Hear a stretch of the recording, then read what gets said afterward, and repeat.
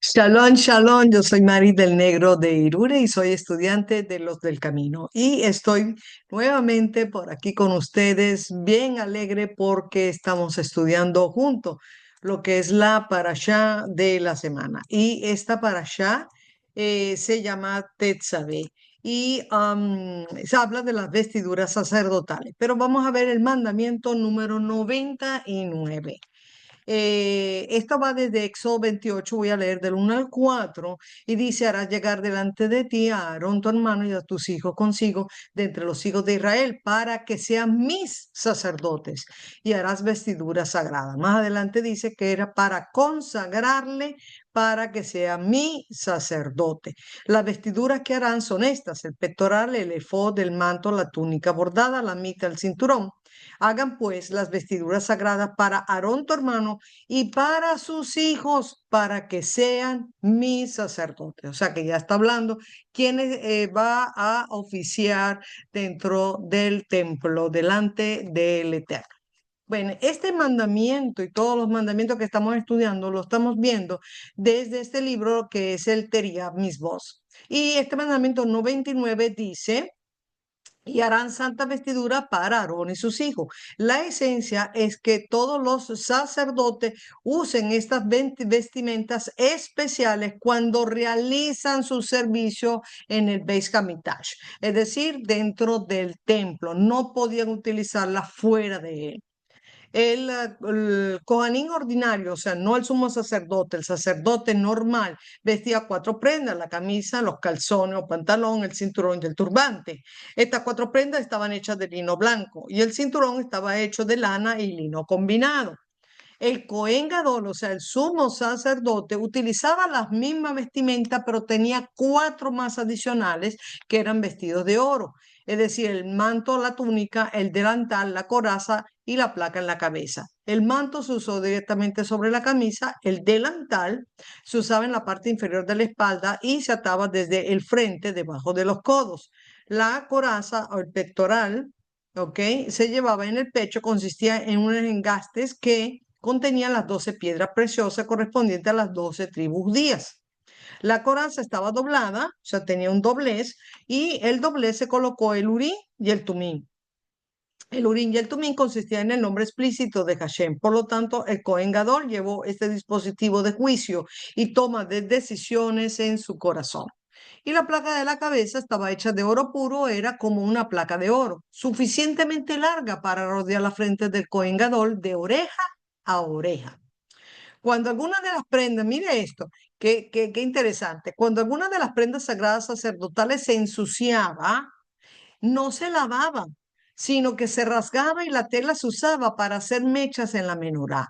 Las prendas que usaba el sumo sacerdote en el Yom Kippur solo se podían usar una vez, incluso si no estaban sucias. Bien interesante. Bueno, estamos utilizando esta escalera educativa que nos enseñó nuestro maestro Rico Cortés y estamos hablando de este mandamiento en el contexto del templo. Si usted quiere saber más, mire, vaya a Wisdom Torah, teshuvatv.com, o lo que es entrar a los estudios del camino. Ahí van a estar todos mis hermanos dando estos estudios de los mandamientos. Ok. Los sacerdotes, mire, eso no era nada común. Según el comentario del contexto cultural de la Biblia, en el antiguo cercano oriente habían, cada cultura, cada región tenía sus sacerdotes. Lo que pasa es que habían diferencias con el ritual que se hacía en Israel. Por ejemplo, en Israel ya vimos que la descendencia era a través de Aarón. En cambio, en muchas culturas no era ningún tipo de descendencia, era simplemente lo que ellos escogían para ser sacerdote. Por otra parte, muchas de las veces en otras regiones, como por ejemplo, veamos aquí, las tribus beduinas no tenían exclusividad para las personas y la capacitación era dentro del templo a temprana edad, cosa que era muy diferente con Israel, ¿verdad? Y aplicaban lo que era la adivinación y los sacrificios como fuente de poder. No era algo dado por los dioses de ellos. Ahora, la diferencia de la vestimenta, todos los de la tribu de Leví son levitas, claro, y la sucesión era hereditaria. Pero recuerden lo que hemos dicho, lo que nos enseñó nuestro maestro Rico Cortés. Evidentemente, los levitas vienen de la tribu de Leví. Ujú. Así que todos los sacerdotes son levitas. Eso está muy bien, pero no todos los levitas iban a ser sacerdotes, solamente de los que venían de la línea de Aarón son los que iban a ser sacerdotes, ¿ok? Así que bien importante este punto. Las vestiduras del sacerdote común era esta que está aquí. Tenía pues el pantalón por debajo, la túnica de lino blanco, el cinto y el gorro. Mientras que la vestidura del sumo sacerdote eran totalmente diferentes, simbolizaba santidad y autoridad. Había que distinguirlo de los demás oficiantes, reflejaba el carácter sagrado de la labor. Y mire lo interesante que conseguí. En el Tratado Yomá 35b dice que los materiales eran donados por el pueblo y de esa manera se sentían representados por el pueblo. Es decir, que al ser todos estos materiales para hacer la vestimenta de los sacerdotes, no solamente ellos representaban al pueblo, sino que el mismo pueblo se sentían representados por los sacerdotes en el Beit HaMikdash o en el templo. Interesante. Pero el sumo sacerdote llevaba 8 artículos. Solamente 4 de los que vimos era parte del servicio de Yom Kippur. Vamos a ver el calzón de lino, ¿verdad? Dice que es para cubrir la desnudez. ¿Ok? Los sacerdotes se le exigía para cubrir sus genitales. ¿Por qué la desnudez? Pues mire, la desnudez era común en los sacerdotes mesopotámicos, pero estaba prohibido en Israel. Orja Jaime y Ramban dicen que se menciona más adelante, claro, porque esto está en Éxodo 42 y nosotros estamos viendo del 1 al 4. Se menciona más adelante porque para ir delante de Moisés, para que los invistiera, para no ir completamente desnudo, pues ellos colocaron pues estos calzones y así no estar en forma indecorosa. Ok. Luego tenemos la túnica de lino blanca de mangas largas y esto, según John Walton, era utilizado no solamente para hombres, sino también para las mujeres. Ahora, el sumo sacerdote también lo tenía, pero además encima del blanco que vimos, tenía este manto o túnica azul, ¿ok?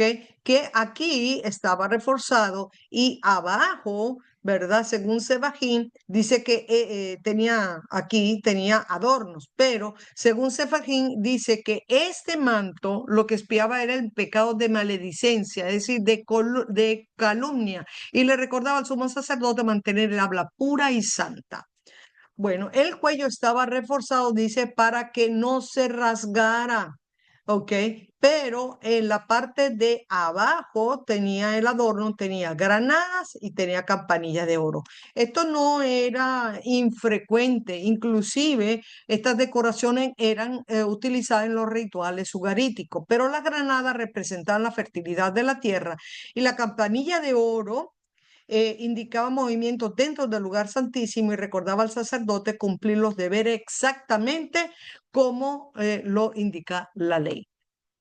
El no rasgarse es un mandamiento, está en Levítico 10 y en Levítico 21. Sin embargo, en contraste, encontramos que en Mateo 26 dice que el sumo sacerdote Caifás rasgó su vestidura al escuchar que Yeshua era el Hijo de Dios. Pero esto no fue una violación de la ley. ¿Por qué? Porque en ese momento Caifás no estaba oficiando dentro del templo, por lo tanto no estaba violando la ley. Sin embargo, si usted quiere ver más y entender mejor de todo esto, mire, vea el video de nuestro hermano Juan Suaste, nuestro pastor Juan Suaste, que está estupendo en ese aspecto. Sigamos. El delantal, también llamado el efod, que es este que está aquí, ¿ve? Iba desde los hombros, la parte de atrás, desde los hombros hacia la parte de adelante y llegaba pues hasta el piso. Pero en los hombros tenía estas piedras de ónice donde tenían los nombres de las 12 tribus en forma grabada, tanto en el hombro derecho y el hombro izquierdo. Estas fotos nos las facilitó nuestro Moré, Rafi González. El Sondervan dice que las piedras simbolizaban ser intercesor de toda la nación delante del Eterno. Este efod tampoco era nada nuevo. Nosotros vemos en Egipto figura de faraón con el efod sencillo así o bien labrados y adornados. Pero también se encontraron en ciertos documentos ugaríticos y se le mencionó como epatú.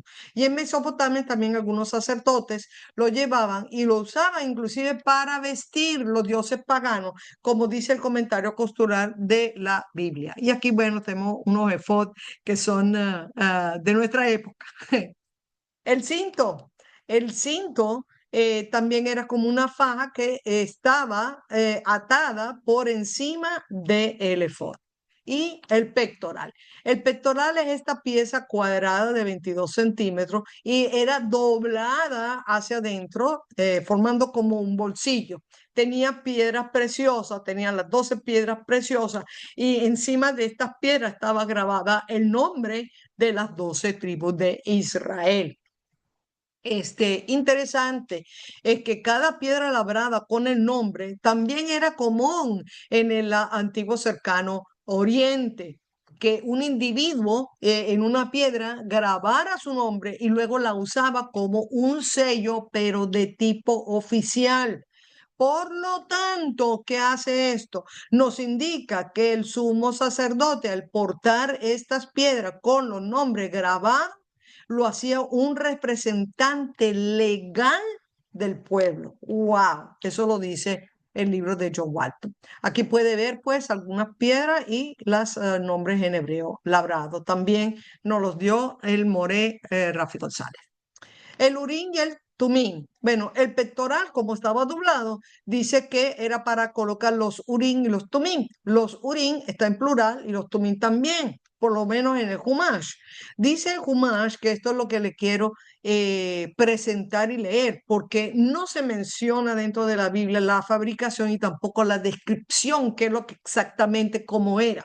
Pero el Humash dice que allí se debía de insertar Moisés un trozo de pergamino que contenía el nombre inefable en el pectoral del sumo sacerdote. Ahora, según Ramban, no es que había un solo nombre, no era solamente el tetragramatón, sino también más de un nombre. Y se llamaba Urim porque viene de la palabra luz en hebreo. Pues, escuche esto, qué interesante. Hacía que el pectoral se iluminara ciertas letras de los nombres de las tribus y se los llamaba Tumín proveniente de la palabra íntegro, debido a que si el sumo sacerdote pues las leía en orden apropiado, estas letras luminosas representaban las respuestas completas a ciertas consultas de trascendencia nacional que hacía el sumo sacerdote cuando se presentaba delante del Eterno. ¡Wow! Ahí a mí de verdad me voló la cabeza. Ok, seguimos. Pero evidentemente dice que había más de un nombre y se acepta mucho más la interpretación que hace Rashi y Ramban. No sé cuál es nombre, podríamos elucubrar diciendo, bueno, otros nombres como Emanuel, como el Santo, Rey de Reyes, Padre Eterno, Adonai de los ejércitos, el Justo, el Santo, el Temible. Hay muchos nombres, ¿verdad? ¿Pueden ser eso? No lo sabemos. Entonces ese pergamino se colocaba dentro del pectoral del juicio al ser invocado por el Kohen Gadol, provocaba que las letras grabadas en las piedras del pectoral se iluminaran. Pero escuche esto, el nombre Urim y Tumim hace referencia a su función y no necesariamente a los dos como si fueran dos objetos separados. Así que el Urim, luces, porque iluminaba detrás del pectoral las letras, y el Tumim, integridad, porque aseguraba que el mensaje fuera completo y verdadero. Tenemos el turbante, que para el sumo sacerdote era un turbante especial icónico, mientras que para los sacerdotes normales era como un gorro. Y lo tenían que tener siempre sus cabezas tapadas cuando estaban oficiando. No necesariamente, o no sabemos qué pasaba con los levitas. Algunas fuentes extra bíblicas dicen que no se mencionan, por lo tanto no lo usaban. Y los otros dicen que el hecho que no se mencione no significa que no lo usaban. Ok. Y por último, pues aquí tenemos las imágenes de un sacerdote normal y del sumo sacerdote con su vestimenta de gloria. Y la lámina sobre la frente de la inscripción que dice Santidad a Adonai era de 2 dedos de ancho y fíjense el simbolismo, favorecía obtener el favor del cielo para los sacrificios del altar. Así que se ajustaba al frente y era amarrado atrás en la cabeza. Bueno, mis hermanos, espero que este video haya podido eh, representar un poquito estas vestimentas sacerdotales bien importantes cuyo significado y simbolismo, como vimos, son detalles importantes que significan muchas cosas y que lo utilizaban los sacerdotes solamente dentro del Beit HaMikdash y no fuera de él. Shalom, shalom.